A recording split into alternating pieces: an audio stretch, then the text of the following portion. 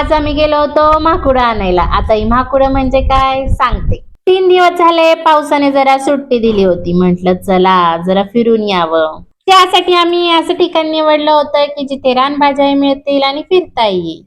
आता बरचसं फिरल्यानंतर एका ठिकाणी आम्हाला हा करटुलीचा वेल दिसला. आता नुकताच पाऊस झालाय त्यामुळे फारशी करटुली नव्हती, पण जेवढी होती तेवढी आम्ही गोळा केली. खरं तर आम्ही म्हाकुड आणायला आलो होतो, पण मिळाली भाजीची भाजी, मग तीही घेतली. पुढे आल्यानंतर रानभाजी. आहा, हे वेगळंच काहीतरी होतं. काय होतं कमेंट करून नक्की सांगा.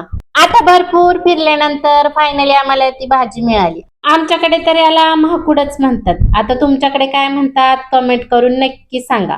आता या भाजीचा डिटेल व्हिडिओ चॅनेलवर अपलोड केलाय, तुम्ही नक्की बघा.